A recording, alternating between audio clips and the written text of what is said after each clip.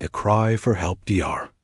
Zara Chun sat in the dimly lit communications bay of Watchpoint Alpha, her eyes straining against the glow of multiple screens displaying endless streams of cosmic data. The Deep Space Monitoring Station orbited beyond Pluto's orbit, serving as humanity's primary listening post for signals from the vast emptiness between stars.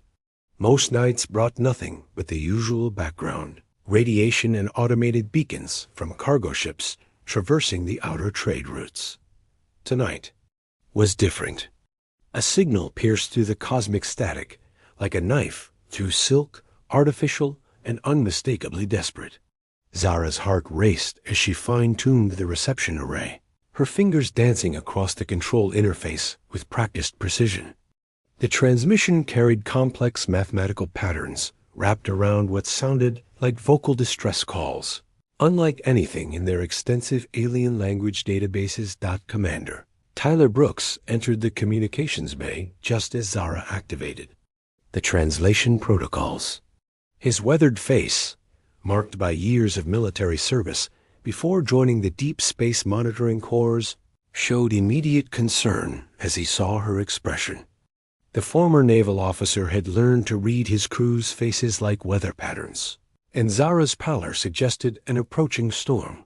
The computer worked through the alien language with methodical efficiency, cross-referencing phonetic patterns and grammatical structures against known galactic languages.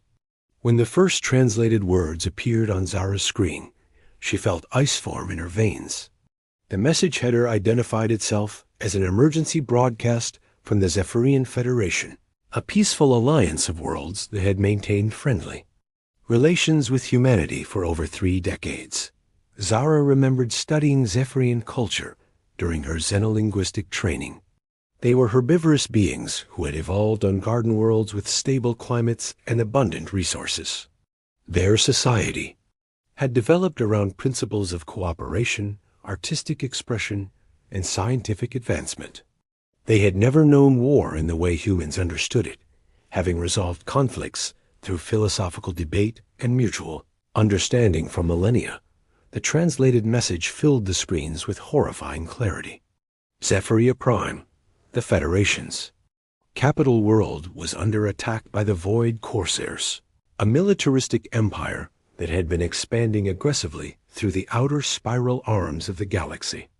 The transmission described orbital bombardments, reducing ancient cities to rubble, civilian evacuation ships being hunted down like prey, and systematic extermination campaigns targeting non-combatants. Commander Brooks leaned over Zara's shoulder, reading the translations with growing alarm. The tactical reports embedded in the distress call painted a picture of overwhelming technological superiority. The Corsairs possessed planet-cracking weapons, swarms of automated attack drones, and battle stations the size of small moons. Against such overwhelming force, the peaceful Zephyrians had lasted less than 6 hours. The transmission strengthened suddenly, and they could hear real-time audio from the dying world. Through the universal translators, Ambassador Kethver's voice came through with crystal clarity. Zara recognized the diplomatic cadence immediately.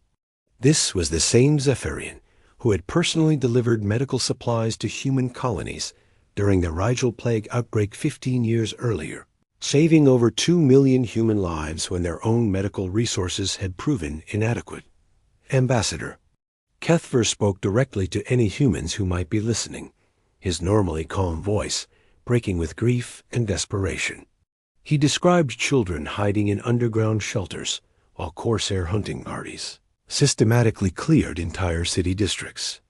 He spoke of libraries and museums, repositories of thousand-year-old knowledge, being incinerated for the entertainment of alien soldiers who viewed culture as weakness. The audio feed carried sounds that would haunt Zara's dreams for years to come. Buildings collapsing under orbital bombardment. Zephyrian families calling out for loved ones who would never answer. The mechanical grinding of Corsair harvesting machines, stripping resources from corpse-strewn streets. Through it all, Ambassador Kethvar maintained his diplomatic composure. thanking humanity for their friendship and asking them to remember the Zephyrian people not as victims, but as beings who had tried to make the galaxy a more beautiful place.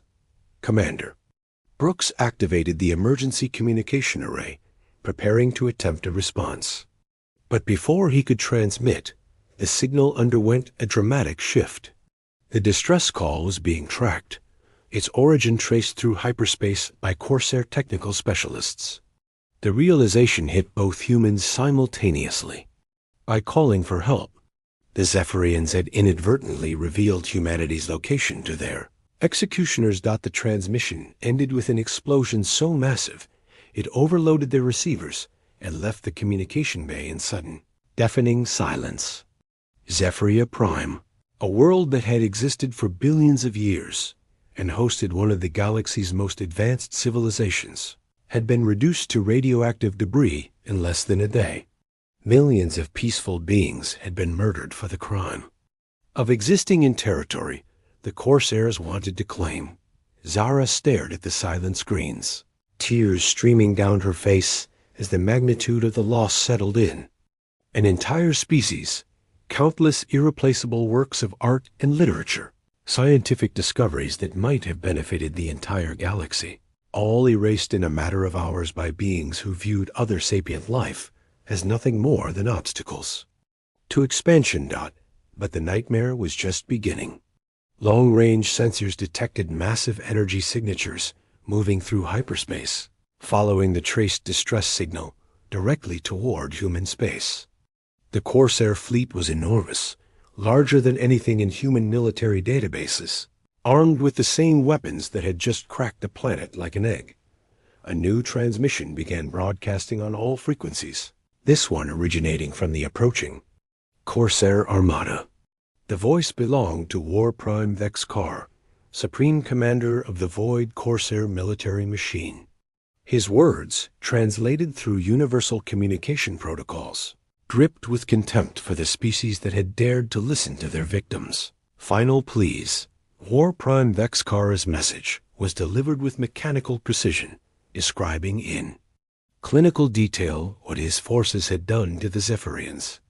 Every city systematically destroyed, every ship hunted down and eliminated, every attempt at surrender ignored and punished with escalated violence. The Corsairs had perfected extinction as an art form, and they took pride in their efficiency. Ultimatum was simple and non-negotiable. Humanity had 14 Earth Standard days to surrender unconditionally and submit to Corsair rule. Resistance would result in the same fate that had befallen the Zephyrians. Total annihilation, with no survivors to remember that humans had ever existed. The Corsairs viewed mercy as weakness and had built their empire on the principle that fear was the only reliable foundation for lasting peace. Commander Brooks listened to the ultimatum with growing incredulity. The Corsairs spoke as if dealing with another peaceful species like the Zephyrians, beings who would calculate odds, realize resistance was futile, and submit to preserve some remnant of their civilization. They had no understanding of what they had actually declared war upon. Zara began running deep scans of the Corsair fleet composition, her training in xenotechnology helping her analyze their weapon signatures and ship designs. What she discovered made the situation even more dire than initially apparent. The approaching armada carried planet-cracking weapons, atmospheric processors designed to make worlds uninhabitable, and mobile factories that could convert conquered populations into raw materials for further expansion. But as Zara compiled her analysis, she began to notice something that the Corsairs themselves seemed unaware of. Every species they had conquered shared certain characteristics. All had evolved on stable, resource-rich worlds with minimal environmental pressures. Their civilizations had developed around cooperation and mutual aid rather than competition and conflict. They fought wars like elaborate games with rules and limitations, concepts of honor that prevented them from using truly destructive tactics. The Corsairs themselves, despite their militaristic culture, followed similar patterns. They used overwhelming technological superiority to defeat enemies, quickly and efficiently, minimizing their own casualties while maximizing psychological impact. They had never encountered a species that would willingly accept massive losses to inflict damage on their enemies, or beings primitive enough to use whatever materials were available as weapons. Commander Brooks began drafting the emergency transmission. To Earth Command, it would change the course of galactic history. As he worked, Zara continued monitoring the long-range sensors, tracking the Corsair fleet's approach vector and estimated arrival time. The numbers were sobering. Based on their current speed, the aliens would reach the outer human colonies in 12 days, with Earth itself falling within their range shortly afterward. But something else was becoming clear from the assay. Sensor readings.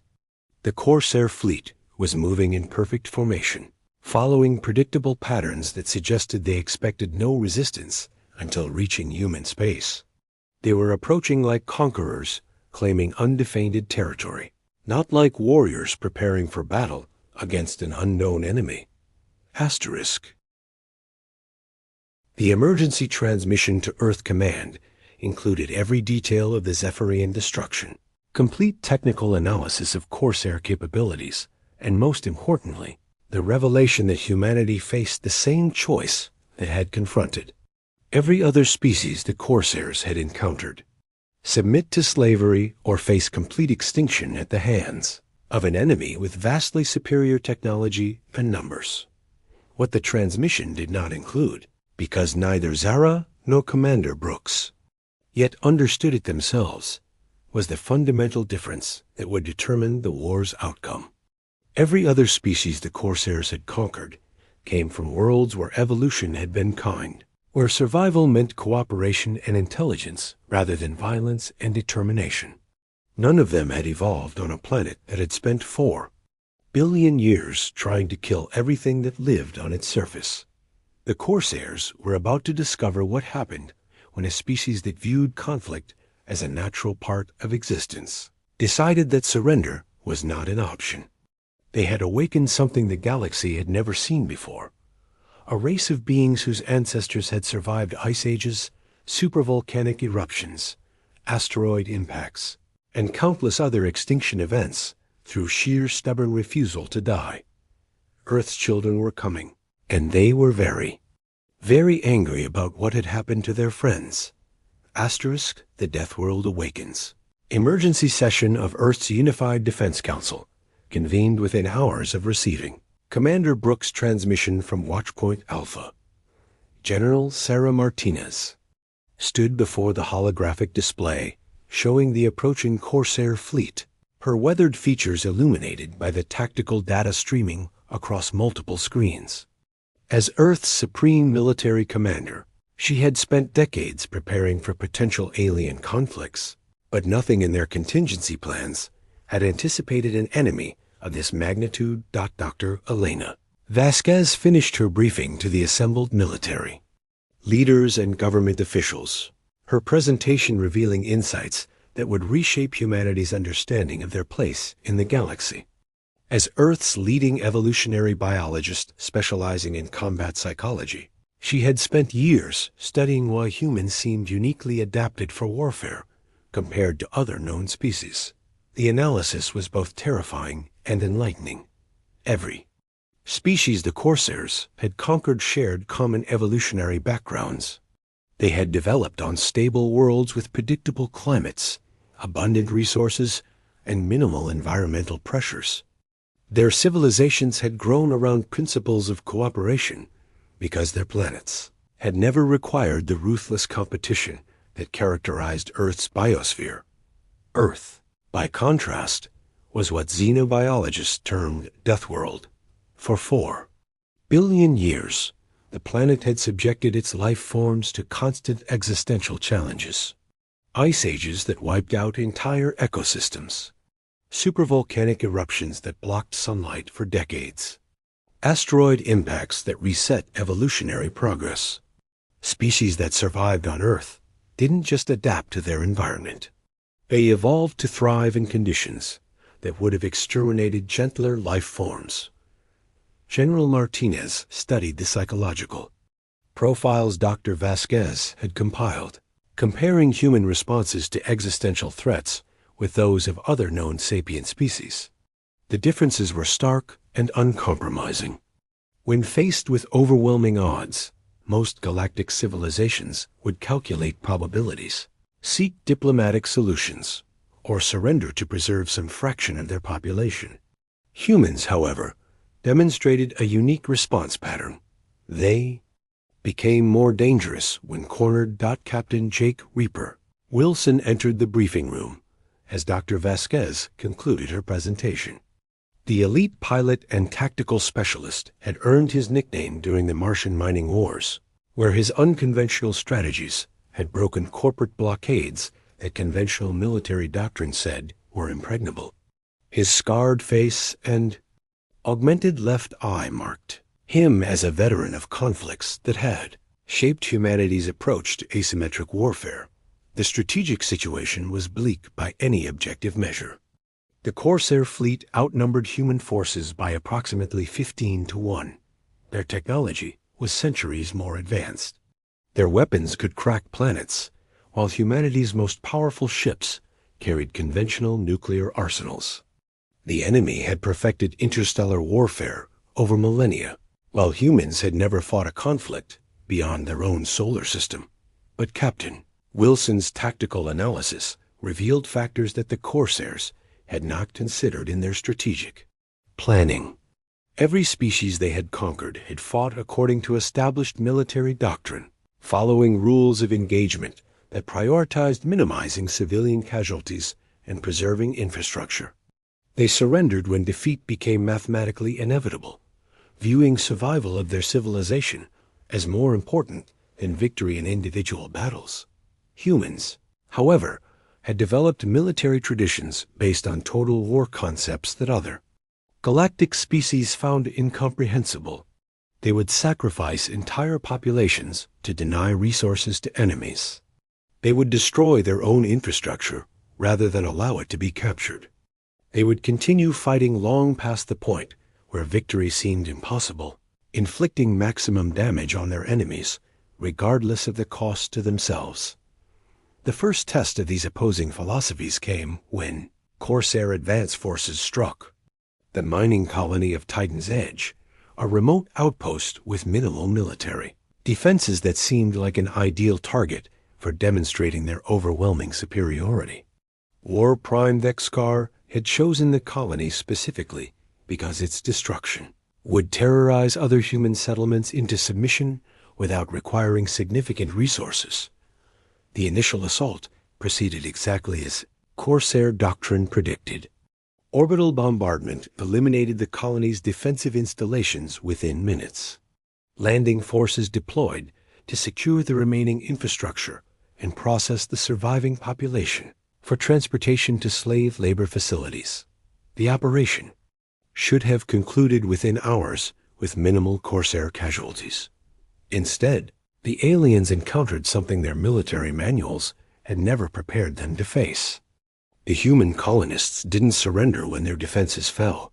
They didn't flee when confronted by superior technology. Instead, they began using tactics that violated every principle of civilized warfare the Corsairs understood. Mining equipment became improvised weapons. Industrial chemicals were converted into explosive devices. Civilian engineers who had never seen combat jury-rigged defensive systems using spare parts and determination. Children as young as 12 years old learned to construct booby traps that could kill. Corsair soldiers twice their size. Dr. Maria Santos, the colony's chief geologist, led a group of teenagers in a fighting withdrawal through the mining tunnels. Beneath Titan's Edge, her knowledge of the underground network allowed them to appear anywhere within the colony, strike at isolated Corsair patrols, and vanish before reinforcements could respond. The aliens found themselves fighting an enemy that refused to meet them in open battle, but inflicted steady casualties through ambush and sabotage. The psychological impact on Corsair forces was immediate and severe. They had conquered hundreds of worlds using tactics that relied on breaking enemy morale through demonstrations of superior firepower. But humans seemed to become more determined when facing impossible odds, treating certain death as an acceptable price for inflicting damage on their enemies. Asterisk. Captain Wilson coordinated the colony's defense from an improvised command center built into the main processing plant. His tactical background allowed him to maximize the effectiveness of untrained civilians, fighting with improvised weapons against technologically superior enemies. The key was understanding that humans possessed advantages the Corsairs couldn't quantify. Creativity born of desperation and willingness to accept losses that would break other species. The battle for Titan's Edge lasted 3 days instead of the planned 3 hours. When Corsair reinforcements finally secured the colony, they had lost over 400 soldiers to an enemy force of fewer than 50 defenders. More importantly, they had failed to capture a single human alive. The colonists had fought to the last person, denying the Corsairs the psychological victory they had sought. War-primed X-Car received reports from Titan's Edge with growing concern. His tactical advisors struggled to explain how such primitive beings had inflicted casualties that exceeded losses from conquering entire star systems populated by advanced civilizations. The humans had used weapons and tactics that no civilized species would consider, fighting with a savagery that suggested they actually enjoyed combat. But Titan's Edge was only the beginning. As news of the colony's destruction spread through human space, something unprecedented began happening across dozens of worlds. Instead of panic and calls for negotiated surrender, human populations began mobilizing for total war with an enthusiasm that terrified alien observers from neutral species. On Earth itself, industrial facilities converted from civilian production to military manufacturing within days. Citizens volunteered for military service faster than recruitment centers could process them. Scientists offered their laboratories for weapons research. Even elderly humans organized civilian defense units, preparing to resist invasion with improvised weapons and guerrilla tactics. General Martinez coordinated humanity's military response from the Strategic Command Center deep beneath the Swiss Alps. The initial plan had focused on defending key systems and buying time for diplomatic solutions. But as reports arrived from across human space, she began to understand that diplomacy was not an option the Corsairs would consider, and humans were preparing for a different kind of war than anyone had anticipated. The transformation of human society into a war machine proceeded at a pace that amazed military planners. Corporations retooled production lines to manufacture weapons and ammunition. Universities focused research on military applications. Children learned basic combat skills alongside traditional academic subjects. The entire species was mobilizing for a conflict that would determine their survival. Captain Wilson led the first human counterattack against Corsair supply lines deep in occupied territory. His squadron of stealth ships materialized from hyperspace near a major logistics depot, their mission to demonstrate that humans would not limit themselves to defensive warfare. The facility supported dozens of Corsair colonies, processing resources stolen from conquered worlds. The attack succeeded beyond all expectations. Human forces destroyed the depot and eliminated its garrison without losing a single ship. But more importantly, they had targeted civilian infrastructure supporting the Corsair war effort, violating the unwritten rules that govern galactic conflicts. Other species attacked military targets while preserving civilian populations. Humans apparently made no such distinctions. Word of the attack spread through Corsair space like wildfire. For the first time in their military history, an enemy had struck at non-combatant targets, supporting their expansion efforts. The psychological impact was devastating. Corsair civilian populations began demanding protection from an enemy that seemed willing to attack anyone connected to their government's military actions. Dr. Vasquez's analysis of human combat psychology proved prophetic as the war escalated beyond anything the galaxy had previously witnessed. Humans didn't just fight to defend their territory. They fought to make their enemies pay such a price for aggression that other species would think twice before threatening Earth's children. Every Corsair victory came at a cost that made future battles less appealing. The turning point came when human forces began broadcasting their own ultimatum to the galaxy.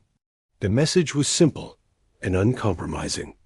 Humanity would not surrender, would not negotiate, and would not accept any outcome except the complete destruction of the Corsair military machine. They had awakened a sleeping giant, and that giant intended to ensure no other peaceful species would ever receive a distress call that went unanswered. The Corsairs had expected to conquer another Garden World species that would submit when faced with overwhelming odds. Instead, they had declared war on the children of Earth, beings whose ancestors had survived 4 billion years of planetary attempts at extinction. The galaxy was about to learn what happened when you threatened. A species that viewed survival as a matter of personal honor and dying in battle as preferable to living in defeat. Asterisk.